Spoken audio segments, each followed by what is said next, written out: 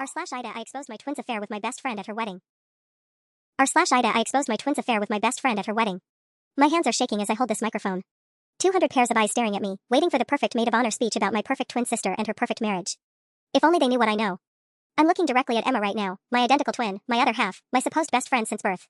She's glowing in that ridiculously expensive dress, her hand intertwined with poor, clueless David's. Her smile falters slightly when she sees my expression. Good. She should be worried. 20 minutes ago, I was in the bridal suite bathroom, scrolling through the screenshots on my phone one more time. Making sure I had everything. The explicit texts. The photos.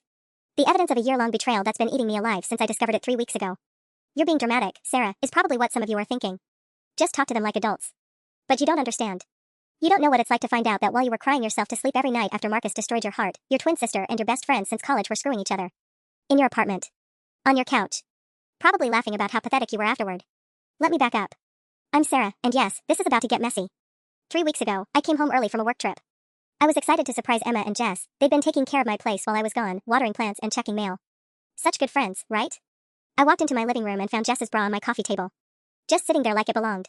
At first, I thought maybe she'd spilled something and changed shirts. Weird, but whatever. Then I found the wine glasses. 2 of them, with lipstick stains. Different shades. My stomach dropped because I knew Emma's signature read anywhere, and Jess always wore that dusty pink color. That's when I started really looking. Really paying attention to things I'd been too heartbroken and self-absorbed to notice for months. The way they'd exchanged glances. How Jess always seemed to know details about Emma's wedding planning that she claimed Emma told her separately. The fact that Emma had been mysteriously busy every time I wanted to hang out, but somehow always available when Jess suggested group activities. I installed a camera. Yes, judge me if you want, but it's my apartment. 2 days later, I watched my twin sister, the person who shared a womb with me, who promised she'd never hurt me the way Marcus did, make out with my best friend on the same couch where they'd held me while I sobbed over my breakup. The breakup they both knew about. The breakup that happened in March of last year. Want to know when their affair started, according to the timestamps on these messages I'm holding? April. 1 month later. 1 month of them comforting me, telling me I deserved better, that they'd always be there for me. All while they were planning their next secret rendezvous. So here I am. Maid of honor at my twin's wedding, microphone in hand, with enough evidence to blow up her perfect day and expose her for exactly what she is. The question is, am I really going to do it? Emma's staring at me now, her smile completely gone. She knows. Somehow, she knows I know. Thank you all for being here today, I began, my voice surprisingly steady. I have so much to say about my dear sister Emma. The silence in the room is deafening. I can hear my own heartbeat pounding in my ears as I grip the microphone tighter. Emma's face has gone completely white, which is saying something, since we're both naturally pale. She knows exactly what's coming. Emma and I have shared everything since birth, I continue, watching as she starts to shift uncomfortably in her chair. We shared a room, clothes, friends. Sometimes even boyfriends, apparently. A few people chuckle nervously, thinking it's a joke. David squeezes Emma's hand and grins up at me. God, he has no idea. This poor man proposed to my sister 6 months ago, right around the time she was sending Jess photos that would make a porn star blush. I catch Jess out of the corner of my eye. She's sitting at the head table in her dusty pink bridesmaid dress, the same color as the lipstick I found on my wine glass, and her face has gone completely ashen. She's slowly shaking her head at me, mouthing please don't. Too late for that, isn't it, Jess? But then I see Mom. She's sitting in the front row, practically glowing with pride as she watches her daughters. Her twin girls who she always called her greatest blessing. The woman who worked double shifts as a nurse to pay for both our college educations after Dad left. The woman who cried harder than Emma did when David proposed because she was so happy one of her girls found true love. My stomach lurches. Sarah, Emma's voice cuts through my thoughts. She's standing now, her chair scraping against the floor. Maybe we should. Sit down, I snap into the microphone, and the sound echoes through the reception hall. A few gasps ripple through the crowd. Emma freezes, still half standing, looking like a deer in headlights. David stands up too, his hand on Emma's arm. Hey, Sarah, everything okay? You look a little pale. A little pale. If only he knew that in about 30 seconds, he might be calling off his honeymoon. Everything's perfect, David. Just like this marriage. I unlock my phone with shaking fingers. The screenshots are right there. Months of evidence. Photos that would make this entire family disown Emma. Messages that prove this wasn't some drunken mistake or moment of weakness. This was calculated, deliberate betrayal. Sarah, please, Jess has found her voice now. She's standing too, and I notice her hands are trembling. Can we talk about this privately? Privately. Like the private conversations they had about me while they were screwing behind my back. Like the private jokes they probably shared about how pathetic I was. We're way past private conversations, don't you think? The room is buzzing now. People are starting to realize this isn't a normal maid of honor speech. I can see Emma's college friends exchanging worried glances. David's groomsmen look confused. Uncle Rick is reaching for his flask, smart man. My thumb hovers over the first screenshot. It's from last month, right after Emma's bachelorette party. Jess sent Emma a photo of herself in lingerie with the caption, "Wish you were here instead of at that boring party." Emma's response was, graphic. Sarah Elizabeth. Mom's voice cuts through everything else. She's used my full name exactly 5 times in my entire life, and each time meant I was in serious trouble. What is going on? I look at her, really look at her. She's wearing the dress she bought specifically for this day. She spent 3 months planning Emma's bridal shower. She's been telling everyone at work about her daughter's fairy tale wedding. And I'm about to turn it into a nightmare. Mom, sit down, I say, trying to keep my voice gentle but firm. You're going to want to sit down for this. But she doesn't sit. Instead, she starts walking toward me, her heels clicking against the hardwood floor with each determined step. The sound echoes through the now silent reception hall like a countdown timer. Sarah, honey, you're scaring people. Whatever this is about, we can handle it as a family. Later. Later. Always later with this family. Later, when the guests go home. Later, when we can sweep it under the rug. Later, when Emma can come up with some bullshit explanation that everyone will accept because she's always been the golden child. No, Mom. We're handling it right now. That's when David steps forward, and I see something in his expression that makes my blood run cold. It's not confusion anymore. It's recognition. Like he's putting pieces together that he didn't want to fit. Sarah, his voice is quiet, but it carries across the silent room. Is this about Jess? The question hits the room like a bomb. Emma actually gasps, a sharp, guilty sound that she tries to cover with her hand. Jess looks like she's about to throw up. And me? I'm staring at David like he just grew a second head. What do you mean? I ask, though I'm not sure I want to know the answer. David runs a hand through his perfectly styled hair, messing it up for the first time all day. God, I hoped I was wrong. He looks at Emma, and there's something heartbroken in his expression that makes me realize I might not be the only victim here. David, don't, Emma starts, but he holds up a hand. The phone calls you'd take in the other room. The way you'd get text messages at all hours and hide the screen. The fact that Jess was always around, always had reasons to touch you or whisper in your ear. He's talking faster now, like the words are pouring out of him. I told myself I was being paranoid. That you'd never do that to Sarah. That you'd never do that to me. Oh. Oh fuck. He knew. Some part of him knew, and he married her anyway. David, I can explain, Emma's crying now, black mascara starting to streak down her cheeks. Can you? He turns to face her fully, and I can see his hands are shaking. Can you explain why my wife is having an affair with her sister's best friend? Can you explain why you said Jess's name in your sleep 2 weeks before our wedding? The room erupts. I mean, it literally erupts into chaos. David's mom, sweet Mrs. Henderson, who brought homemade cookies to our house for years, stands up so fast she knocks over her chair. Emma's college roommate shouts, "What the FUCK," loud enough that the wedding coordinator comes running in from the kitchen. And through it all, I'm still standing here with this goddamn microphone, watching my family implode in real time. Enough. Emma screams, and the sound is so raw, so desperate, that everyone actually stops talking. Everyone just stop. She's fully crying now, her perfect makeup ruined, her perfect hair falling out of its perfect updo. She looks at me with an expression I've never seen before, pure, desperate panic mixed with something that might be hatred. You want to ruin my wedding? Fine. You win, Sarah. You always have to win, don't you? And that's when I realize that maybe, just maybe, I've bitten off more than I can chew. Because Emma isn't just crying anymore. She's angry.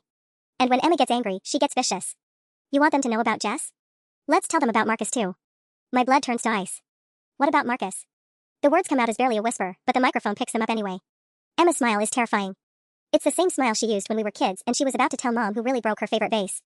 Cold, calculated, and absolutely merciless. Oh, you didn't tell them about Marcus? She stands up straighter now, wiping her mascara-streaked face with the back of her hand. How convenient. My mouth goes dry. Emma, don't. Don't what? Don't tell the truth? Isn't that what this whole speech is about? The truth? She laughs, and it's a sound I've never heard from her before. Bitter and sharp enough to cut glass. David looks between us, his confusion evident. Who the hell is Marcus? Sarah's ex-boyfriend, Jess says quietly. She's still standing by her chair, looking like she wants to disappear into the floor, but there's something new in her expression now. Like she's bracing for impact. The one who broke her heart so badly that she couldn't function for months, Emma continues, her voice getting stronger. The one we spent countless hours comforting her over. Remember him, Jess? Emma, please stop. Jess's voice is barely audible. But Emma's on a roll now, and I know that look. She's going for the kill. Should I tell them why Marcus really left you, Sarah? Or do you want to do the honors? The room has gone dead silent again. I can hear the air conditioning humming overhead, the distant clatter of dishes from the kitchen, my own heartbeat hammering in my ears. Mom has gone completely pale, and I realize she knows. Somehow, she knows what Emma's about to say. He didn't leave me, I say, gripping the microphone so hard my knuckles are white. He cheated. He found out about the baby. The words hit the room like a physical blow. Someone, I think it's David's sister, audibly gasps. Uncle Rick actually chokes on his drink. And Mom. Mom sits down heavily, like her legs just gave out. Emma. My voice sounds foreign to my own ears. Hollow. Don't do this. You were pregnant, Sarah. 4 months pregnant with Marcus's baby, and you didn't tell him. You didn't tell anyone except me and Jess. Emma's voice is getting louder, more theatrical. She's playing to the crowd now. And when he found those ultrasound pictures you thought you'd hidden so well, he lost his mind. I want to disappear. I want the floor to open up and swallow me whole. Because she's not wrong, and everyone in this room is going to know it. He didn't leave because he was a cheater, Sarah. He left because you were planning to terminate his child without even telling him you were carrying it. He left because you'd already scheduled the procedure behind his back. Stop. The word tears out of my throat like a scream. Just fucking stop. But the damage is done. I can see it in everyone's faces. The judgment, the shock, the sudden realization that maybe I'm not the innocent victim they thought I was. David's looking at me like he's seeing me for the first time. Mom has her head in her hands. It wasn't like that, I stammer into the microphone. I was 25, we weren't ready, he was already talking about moving to Seattle. You were 4 months along, Sarah. 4 months, and you never said a word to the man who loved you. Emma steps closer to me now, and I can see something wild in her eyes. Something desperate and dangerous. So yes, Jess and I had an affair. Yes, we betrayed you. But let's not pretend you're some innocent angel who's never hurt anyone. Let's not pretend you haven't been lying to this entire family for over a year. The microphone slips from my numb fingers and hits the floor with a sharp screech of feedback. And I realize that Emma's right about one thing. This is about to get so much worse. The feedback from the dropped microphone echoes through the silent reception hall like a death knell. I'm standing here, exposed and raw, watching 200 people process what they just heard. Some are staring at me with disgust. Others with pity. Most just look uncomfortable, like they wish they were anywhere else. Sarah, honey, Mom starts, but I can't deal with her right now. I can't deal with any of this. I bend down to pick up the microphone with shaking hands, and that's when I see him. Marcus. He's standing in the back of the room by the entrance, still in his work clothes like he just rushed over. His face is pale, his dark hair disheveled, and he's staring at me with an expression I can't read. Behind him, I can see wedding coordinator Amy looking panicked and gesturing frantically, clearly trying to figure out how this random man got past security. What the fuck is he doing here? I whisper, but the microphone catches it anyway. Emma follows my gaze and her face goes white. I didn't. You called him. The realization hits me like a truck. You fucking called him. I thought if you saw him, if you could just talk. Emma's backtracking now, her earlier bravado crumbling. You called my ex-boyfriend to your wedding?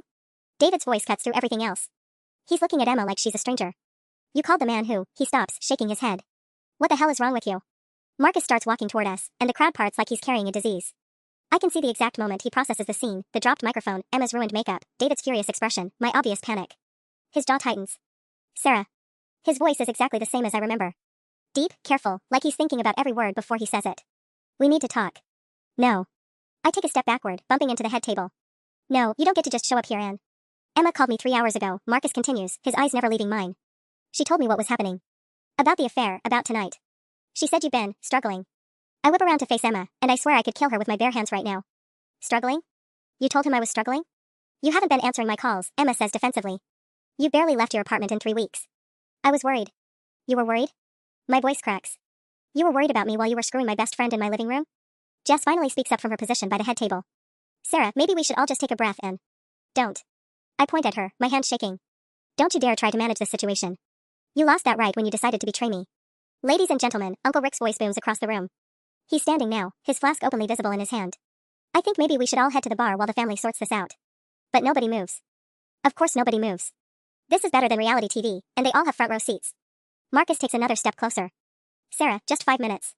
That's all I'm asking. 5 minutes? I laugh, and it sounds hysterical even to me. You want 5 minutes?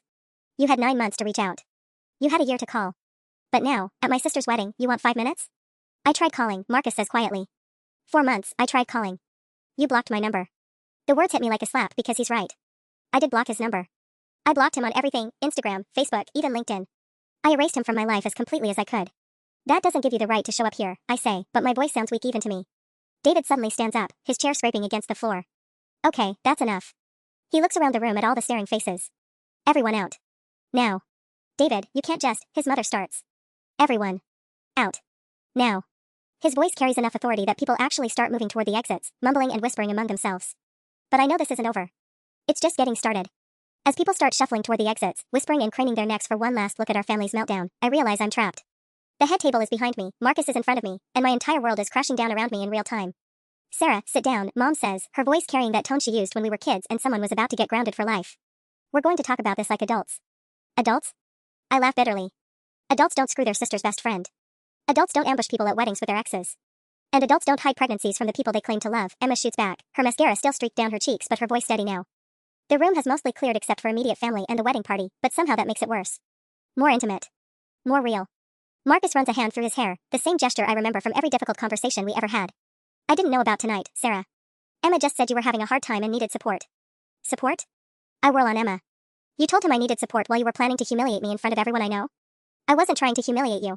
Emma's voice cracks. I was trying to stop you from making the biggest mistake of your life. You think destroying my marriage is going to make you feel better? You think revenge is going to fix what's broken inside you? What's broken inside me? The words come out as a snarl.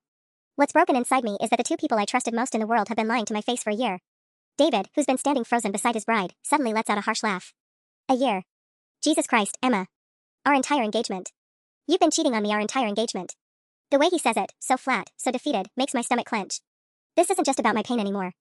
I dragged David into this, and he didn't deserve it. David, I'm sorry, I start, but he holds up a hand. Don't. Just don't.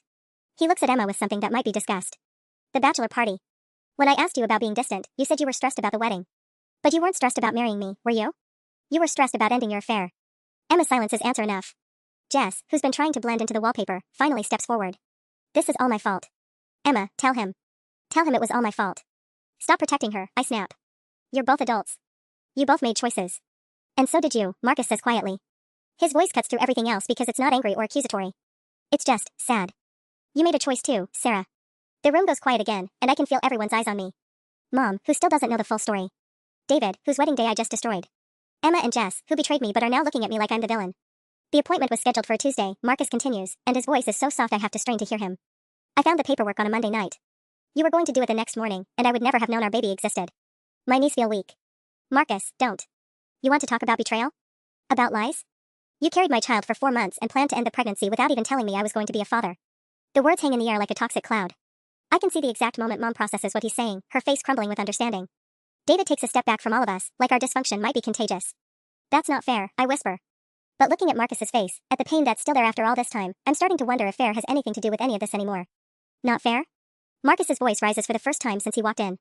Sarah, you were 4 months pregnant. 4 months. The baby had a heartbeat, fingers, toes. You had ultrasound pictures that you kept hidden in your jewelry box like some dirty secret. I was scared. The words explode out of me. I was 25 years old, working retail, living paycheck to paycheck, and you were talking about taking that job in Seattle. I mentioned Seattle once. Once. As a possibility. But instead of talking to me about your fears, instead of giving me a chance to step up, you made a decision about our child without me. Mom suddenly stands up, her face pale as paper. Sarah Elizabeth, tell me you didn't. Mom, don't. I can't handle her judgment right now. Not on top of everything else. But she's not backing down. Tell me you didn't terminate a pregnancy without telling the father. Tell me my daughter isn't capable of something that cruel. The word cruel hits me like a physical blow. It wasn't cruel. It was practical. We weren't ready. We? Marcus slams his hand on the table, making everyone jump. There was no we in your decision. You decided for both of us. That's when Emma speaks up, her voice cutting through our shouting match. She didn't go through with it. The room goes dead silent. Marcus freezes mid-gesture. What? Emma looks at me with something that might be pity. She didn't go through with it, Marcus. She couldn't. My heart stops. Literally stops. Because Emma is about to reveal the one secret I've never told anyone. The one thing that could destroy what's left of my sanity. Emma, no. My voice is barely a whisper. Please don't. But she's looking at Marcus now, and there's something almost gentle in her expression. She went to the clinic that Tuesday morning. Sat in the waiting room for 3 hours. But when they called her name, she couldn't do it. Marcus's face goes through about 6 different emotions in the span of seconds. Confusion, hope, fear, and something else I can't identify. What are you saying? He asks. I'm saying, Emma continues, ignoring my desperate head shaking, that Sarah carried that baby for 5 more weeks before she lost it naturally. The world tilts sideways. David sinks into a chair like his legs gave out. Jesus Christ. You had a miscarriage? Mom's voice is barely audible. I can't breathe. I literally can't breathe. The room is spinning, and everyone is staring at me like I'm some tragic figure in a soap opera. Sarah? Marcus's voice is different now. Softer. Is that true? I want to run. I want to disappear. I want to go back in time and never come to this wedding, never install that camera, never find out about Emma and Jess. Yes, I whisper. When? December 15th. The date falls out of my mouth automatically. I've been carrying it around like a stone in my chest for over a year. Marcus goes completely still. December 15th was your birthday, I finish. I lost our baby on your birthday. And that's when I realize that maybe Emma isn't the only one who's been keeping devastating secrets. Because the look on Marcus's face tells me he knows exactly what I'm talking about. He knows because he was there. The silence stretches between us like a chasm, and I can see the exact moment Marcus realizes what I'm implying. His face goes ashen, and he takes a step backward like I physically struck him. You think I knew? His voice is hoarse. You think I knew and just, what? Ignored it? You were at the hospital, I say, my voice barely above a whisper. December 15th. I saw you in the parking lot when the ambulance brought me in. I was visiting my grandmother, Marcus says slowly, like he's talking to a wild animal. She'd had surgery the day before. Sarah, I had no idea you were even there. But you saw me. The words taste like ash in my mouth. In the emergency room. You looked right at me. Marcus runs both hands through his hair now, a gesture so familiar it makes my chest ache. I saw you with Emma. You were crying, and she was holding you. I thought. God, I thought maybe you were there for her. I thought maybe she was hurt and you were supporting her. Emma makes a small, broken sound. He asked me. Later, he asked me if I was okay, if there was anything he could do to help. And you said what? I turned to face my twin, feeling something cold and terrible settling in my stomach. I said we were fine. That it was just a family emergency and we had it handled. Emma's voice is getting smaller with each word. He asked about you specifically, said you looked upset, and I told him you were dealing with some personal stuff but you'd be okay. The room is so quiet I can hear my own heartbeat pounding in my ears. David has his head in his hands. Mom is staring at Emma like she's seeing her for the first time. And Marcus. Marcus looks like he might throw up. You knew, he says to Emma, and it's not a question. When I asked about Sarah, you knew she'd just lost our baby, and you told me it was personal stuff.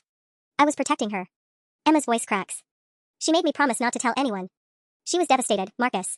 She'd already lost the baby, and she thought you hated her for hiding the pregnancy in the first place. What good would it have done to tell you then? What good? Marcus's voice is rising again. What good? I spent 14 months thinking the woman I loved was cold enough to end a pregnancy without telling me. 14 months thinking I dodged a bullet with someone who could lie about something that important. He turns to me, and the pain in his eyes is unbearable. I grieved for a baby I thought you'd killed, Sarah. I grieved for a relationship I thought was built on lies. And the whole time, you were grieving too, and I never knew. I couldn't tell you, I whisper. After everything that happened, after the things you said when you found out about the appointment. What things? David asks. He's looking between all of us like we're speaking a foreign language. What did he say? Marcus closes his eyes. I called her a murderer. I told her she was selfish and cruel and that I never wanted to see her again. I said. He stops, swallowing hard. I said a lot of things I can never take back. And 2 weeks later, I lost the baby anyway, I continue, feeling tears start to fall. So not only did I lose our child, I lost you too. Because how could I call you after what you'd said? How could I tell you that the baby you thought I'd killed had died inside me? Mom suddenly stands up, her chair scraping against the floor. Stop. All of you, just stop. She looks around the room at the four of us, me, Marcus, Emma, Jess, and her expression is one I've never seen before. Disappointed doesn't even begin to cover it. You're all adults, she says, her voice shaking. And you've all made choices that hurt each other. But this?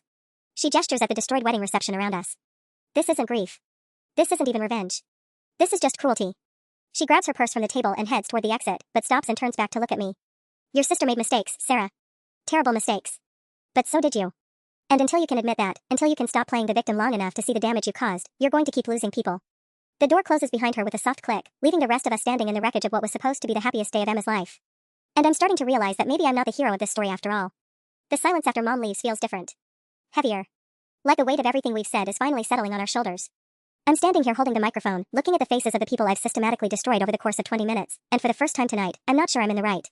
David breaks the silence first. I think I need some air. He loosens his tie and starts walking toward the door, then stops and looks back at Emma. Don't follow me. I need to think about whether I even know who I married today. The door closes behind him with finality, leaving just the four of us in this destroyed reception hall. The tables are still set with their elegant centerpieces, the dance floor is still decorated with fairy lights, but it all feels like a movie set now. Pretty facades hiding something rotten underneath. Well, Jess says, her voice barely audible. I guess I should call off the honeymoon suite. Emma lets out a sound that's half laugh, half sob. The honeymoon suite. Jesus Christ, Jess, I don't think that's our biggest problem right now. Actually, it kind of is, Marcus says, and we all turn to look at him. Because David's right. He doesn't know who he married. Hell, I'm not sure any of us know who we really are anymore. I set the microphone down on the table carefully, like it might explode if I handle it wrong. What's that supposed to mean? Marcus looks at me with something that might be exhaustion. It means we're all standing here acting like we're the victims of each other's choices, but the truth is, we've all been lying. We've all been hurting each other. And now we're surprised that it's come to this? Don't you dare try to make this about everyone equally, I snap. I'm not the one who had an affair. I'm not the one who betrayed. You hid a pregnancy for 4 months, Marcus interrupts. You let me believe you terminated our child when you actually miscarried. You've been carrying that pain alone for over a year instead of letting me help you through it. You called me a murderer. Because I was hurt.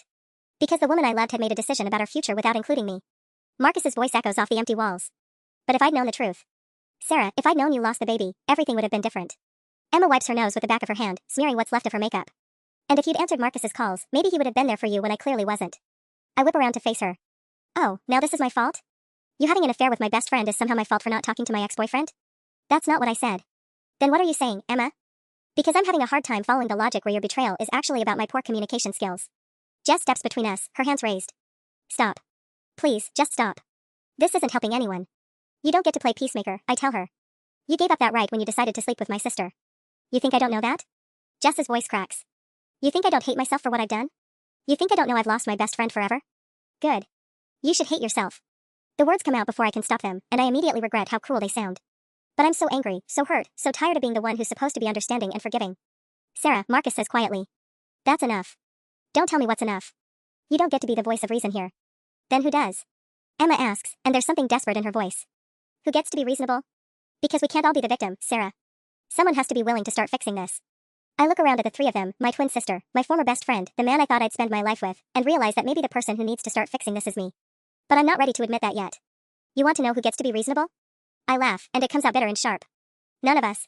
We're all fucked up, and we've all hurt each other, and standing here pretending like there's some mature way to handle this is just another lie we're telling ourselves. Marcus steps closer, and I can smell his cologne, the same one he wore when we were together. It makes my chest tight with memories I've been trying to suppress for over a year. So what's your plan then, Sarah? Burn everything down and walk away?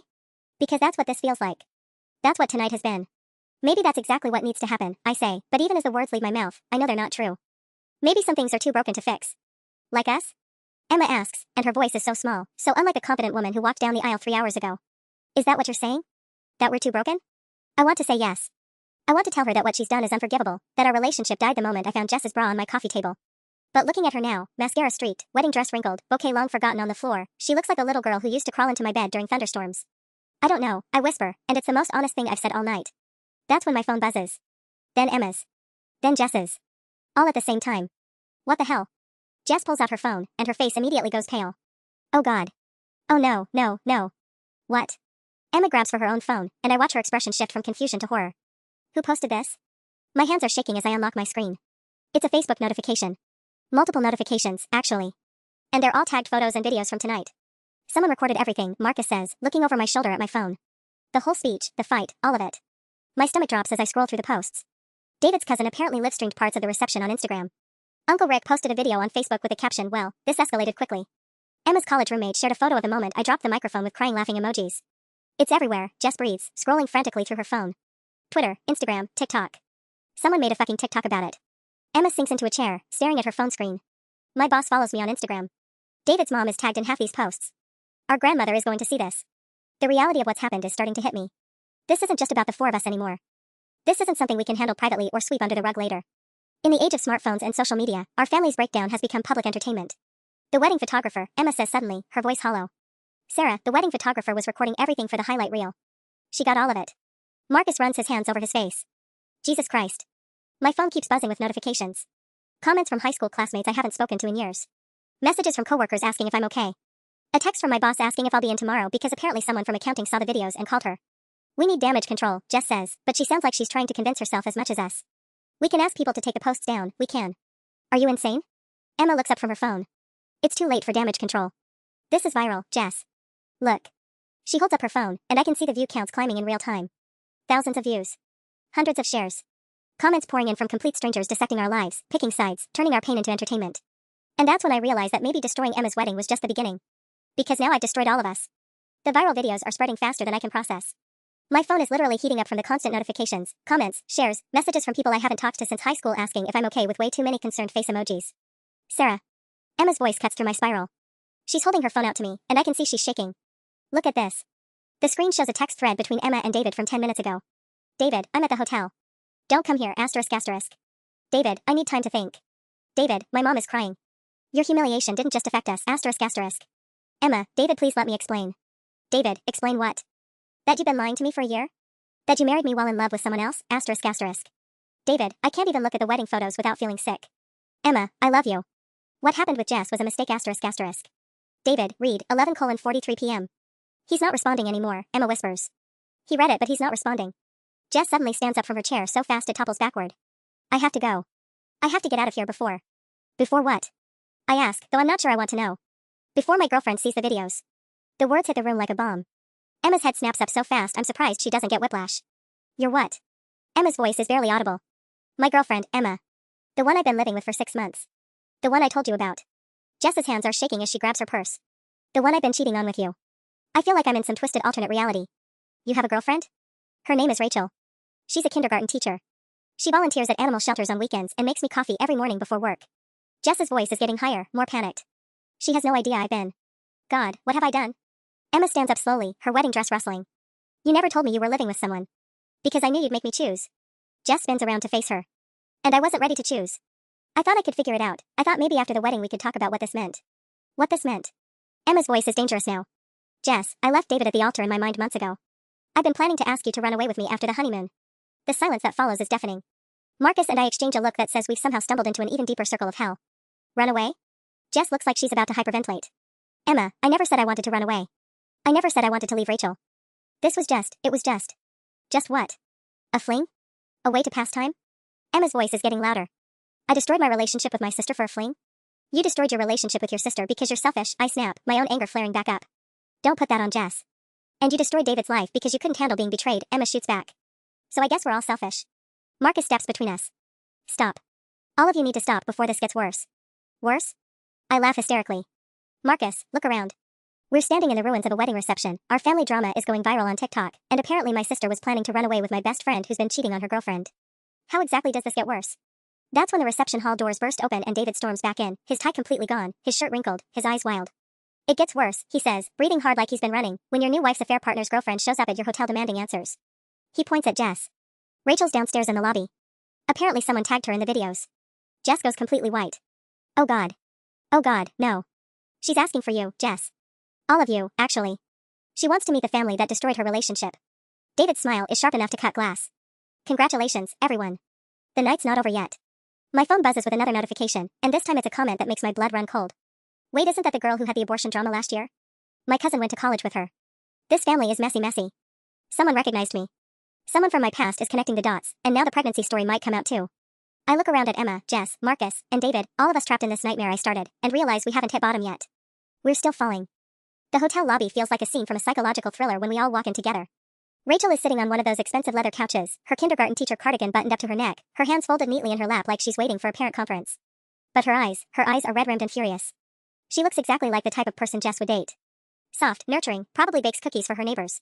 The complete opposite of my sharp-edged, chaotic twin sister. Jessica. Rachel's voice is calm, controlled, and somehow that makes it more terrifying than if she were screaming. I think we need to talk. Jess freezes in the doorway like a deer in headlights. Rachel, I can explain. Can you? Because I've watched the videos. Multiple times. And I'm having trouble understanding how the woman who promised to move in together, who talked about adopting a cat next month, who said she wanted to meet my parents at Christmas, has been having an affair for over a year. The hotel clerk behind the front desk is pretending to organize papers, but I can tell he's listening to every word. An older couple by the elevator has stopped even pretending to mind their own business. It didn't start as an affair, Jess stammers, taking a tentative step forward. Emma was going through a hard time, and I was trying to be supportive. Supportive. Rachel stands up slowly, and despite being maybe 5'3" in flats, she somehow seems to tower over all of us. Is that what we're calling it when you sleep with your best friend's sister while their best friend is having a mental breakdown? She turns to look at me, and I see something in her expression that makes my stomach clench. Not anger, pity. You must be Sarah, she says, her voice gentling slightly. I'm sorry for what they did to you. And I'm sorry this is how we're meeting. The kindness in her voice almost breaks me. Here's this woman whose life I've inadvertently helped destroy, and she's being nice to me. Rachel, I'm sorry, I start, but she holds up a hand. You didn't know about me. I get that. But they did. She looks between Emma and Jess. You both knew about me, and you did this anyway. Emma steps forward, and I can see her trying to summon whatever charm she has left. Rachel, what Jess and I have is what? True love? Rachel's laugh is bitter. Because from where I'm standing, it looks like two people using each other to avoid dealing with their real problems. The hotel lobby suddenly feels too small, too public. Other guests are starting to stare, and I realize this is about to become another viral moment if we're not careful. Maybe we should take this somewhere private, Marcus suggests, but Rachel shakes her head. Private is what got us here in the first place. All these secrets, all these lies. She looks directly at Jess. I want to know one thing, Jessica. When you told me you loved me 3 days ago, when we were planning our future together, were you thinking about her? Jess opens her mouth, closes it, opens it again. The silence stretches on until it becomes an answer in itself. I see. Rachel picks up her purse, a practical canvas tote that probably has hand sanitizer and emergency snacks for her students. Well, I'll be staying with my sister tonight. And tomorrow, I'll be packing your things. She starts walking toward the exit, then stops and turns back to face all of us. For what it's worth, she says, her voice steady despite the tears in her eyes, I hope you all figure out how to be honest with each other someday. Because whatever this is, it's not love. It's just people hurting people who care about them. The lobby doors close behind her, leaving us standing there in the wreckage of yet another relationship. And I'm starting to realize that tonight isn't just about revenge anymore. It's about consequences. The hotel lobby empties out after Rachel leaves, but the silence feels worse than the chaos. We're all standing here like actors who've forgotten their lines, and I can see the hotel clerk eyeing us nervously, probably wondering if he should call security. Well, David says finally, his voice hollow. That was educational. He starts walking toward the elevators, but Emma grabs his arm. David, wait. Please. We need to talk about us. Us? He turns to look at her, and I've never seen him this cold before. David's always been the steady one, the peacemaker. But right now, he looks like a stranger. There is no us anymore, Emma. There's you, and there's the woman you've been cheating with, and there's me trying to figure out how to explain to my family why my marriage lasted exactly 6 hours. It doesn't have to be over, Emma says desperately. We can go to counseling, we can work through this. Work through what? The lying? The cheating? The fact that you were planning to run away with Jess after our honeymoon? David's voice is getting louder, echoing off the marble floors. Jesus Christ, Emma, you married me while planning to leave me. I was confused. I didn't know what I wanted. But you knew what you didn't want, didn't you? You didn't want me. The elevator dings, and when the doors open, I see Mom step out. She looks older somehow, like the last few hours have aged her years. Behind her is David's mom, Mrs. Henderson, and they both look like they've been crying. Oh good, Mom says, her voice dripping with sarcasm. The whole family's here. Perfect. Mrs. Henderson walks straight to David and pulls him into a hug. Honey, I'm so sorry. Your father's upstairs packing your things from the honeymoon suite. Mom, I can handle. No, you can't. None of you can handle anything, apparently. She looks around at all of us with disappointment. I've known this family for 3 years, and I thought I knew what kind of people you were. The judgment in her voice makes me want to disappear into the floor. Mrs. Henderson, I start, but she cuts me off. Sarah, what you did tonight was cruel. But Emma? She turns to my sister. What you've been doing for a year is worse. That boy loved you enough to promise you forever, and you've been making a fool of him. I never meant for any of this to happen, Emma whispers. But it did happen, Mom says, stepping forward. And now it's all over social media. Your grandmother called me 20 minutes ago. She saw the videos on Facebook. Your great Aunt Martha is asking if she needs to return her wedding gift. My phone buzzes, and I glance down to see a text from my boss. Sarah, I think you should take tomorrow off. Maybe the rest of the week. We'll talk Monday. The reality is starting to sink in. This isn't just about tonight anymore. This is about Monday morning when I have to face my coworkers. This is about family gatherings for the rest of our lives. This is about Emma and David's friends choosing sides, about explanations that will never be enough. The photographer wants to know if we still want the wedding album, Emma says suddenly, staring at her phone. She's asking if she should edit out the dramatic parts. David lets out a laugh that sounds more like a sob. Edit out the dramatic parts? That's the whole wedding, Emma. The drama is all there is. Marcus, who's been quiet through all of this, suddenly speaks up. I should go. I shouldn't have come in the first place. No, I say quickly, surprising myself. Don't leave. We still need to talk. About everything. Do we? Because I'm not sure talking has helped anyone tonight. He's right, but I can't let him leave. Not again. Not when we finally said things that needed to be said, even if we said them in the worst possible way. Please, I whisper. Just. Not yet. The elevator dings again, and this time it's a security guard. Folks, I'm going to need you to take this upstairs or outside. We're getting complaints from other guests. And somehow, being asked to leave a hotel lobby feels like the perfect ending to the worst night of our lives. We end up in David's honeymoon suite because it's the only place big enough for all of us. The irony isn't lost on anyone, especially not David, who keeps staring at the rose petals scattered across the bed like they're evidence of a crime. I should get a different room, he mutters, but nobody moves to leave. David, Emma starts, but he holds up a hand. Don't. Just, don't talk to me right now. I can't hear your voice without wanting to put my fist through a wall. The suite is ridiculously fancy, floor-to-ceiling windows overlooking the city, a marble bathroom with a jacuzzi tub, champagne chilling in an ice bucket that nobody's going to drink now. It was supposed to be their perfect wedding night, and instead we're all here having the world's most dysfunctional family meeting. Mom settles into one of the chairs by the window, her purse clutched in her lap like armor. All right. Since we're all here, and since our family's business is apparently now public entertainment, let's talk. What's there to talk about? Emma's voice is flat, defeated. It's over. All of it. My marriage, my relationship with Sarah, probably my job once these videos make it to my office. Your job? I look at her incredulously. You're worried about your job? Emma, you just destroyed David's life. You destroyed Rachel's life. I destroyed your life? Emma whirls on me. Sarah, you stood up at my wedding and humiliated me in front of 200 people. You wanted this to happen. I wanted you to face consequences for what you did. And what about consequences for what you did? What about Marcus having to find out about the miscarriage in front of strangers? What about David learning about the pregnancy at all? Marcus, who's been leaning against the wall like he's trying to disappear, suddenly straightens. Wait. David didn't know about the pregnancy? The room goes quiet, and I realize we stumbled into yet another revelation. David looks between Marcus and me, his confusion evident. What pregnancy? Oh, come on, Emma says bitterly. You really think Sarah's revenge speech was just about our affair? She's been carrying around guilt about hiding a pregnancy from Marcus for over a year. Tonight was just as much about punishing herself as it was about punishing me. That's not true, I protest, but even as I say it, I'm not sure I believe it. Marcus pushes off from the wall. Is that what this was about, Sarah? You found out about Emma and Jess, and instead of dealing with it like an adult, you decided to blow up everyone's life because you felt guilty about us? No. I was angry. They betrayed me. So you betrayed David. And me. And yourself. Marcus runs his hands through his hair. You turned Emma's wedding into some twisted confession session because you couldn't handle keeping secrets anymore. My phone buzzes, and the notification makes my stomach drop. It's a Twitter alert. Someone's made a thread about tonight, complete with screenshots from the videos and speculation about our family drama. The hashtag wedding meltdown is trending. It's getting worse, I whisper, scrolling through the comments. People are dissecting every word, every facial expression. Someone's already figured out that Marcus was my ex and is speculating about why he was there. Another thread is analyzing Emma and Jess's body language, calling them toxic lesbians who destroy families. How much worse can it get? David asks, but he doesn't sound like he really wants an answer. That's when Mom's phone rings. She looks at the caller ID and her face goes pale. It's your father. The words hit the room like a physical blow.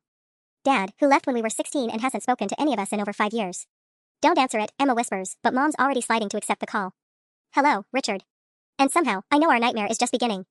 Mom's face goes through a dozen emotions as she listens to Dad's voice for the first time in 5 years. The rest of us are frozen, watching her expression shift from shock to embarrassment to something that might be relief. Yes, Richard, I saw the videos too, she says finally. Half the internet has seen them.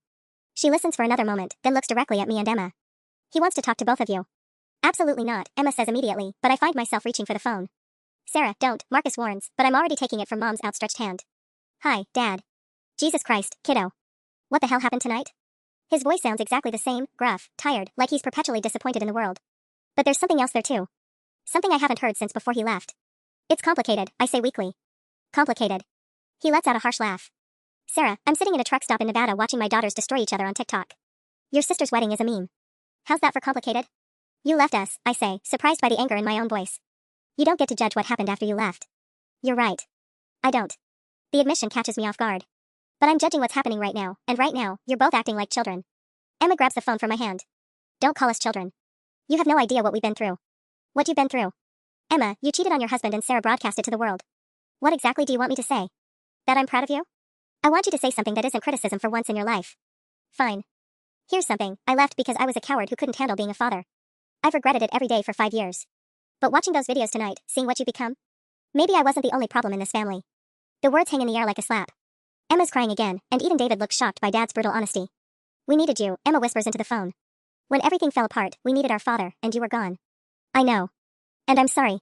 But needing me didn't give you permission to destroy each other. He's quiet for a moment, and I can hear truck engines in the background, the distant sound of his life without us. Put me on speaker, he says finally. Emma looks around the room at all of us, then taps the speaker button. Here's what's going to happen, Dad's voice fills the expensive hotel suite. You're all going to stop acting like victims and start acting like adults. Sarah, you got your revenge.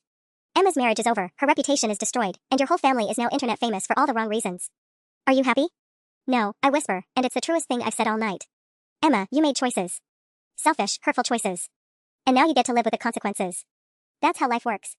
He pauses, and when he speaks again, his voice is softer. But here's the thing about consequences, they don't have to be permanent. You're sisters. You shared a womb, for Christ's sake. You can destroy each other, or you can figure out how to rebuild. But you can't do both. The silence stretches until David finally speaks up. Sir, you don't know me, but I'm David. I was Emma's husband.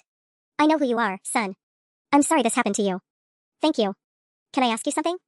How do you forgive someone who breaks your trust completely? Dad's laugh is hollow. You don't. Not completely. But you can choose to stop letting it destroy you. That's not about forgiveness, that's about survival. I look around the room at these people I've loved and hurt been hurt by. Mom, crying quietly in her chair. Emma, still in her ruined wedding dress. David, whose life I've shattered. Marcus, who never should have been here in the first place. The videos will fade, I say suddenly. In a week, someone else will do something stupid and go viral. People will forget. Will you? Dad asks through the speaker. Will you forget what you've done to each other? No, I admit. But maybe that's not the point. Maybe the point is learning to live with what we've done. Emma looks at me across the hotel suite, and for the first time all night, I see my sister instead of my enemy. I'm sorry, she whispers. For all of it. I'm so sorry, Sarah. I know, I say back. I'm sorry too. And maybe that's not enough to fix everything. Maybe some things stay broken. But it's a beginning. It's a start.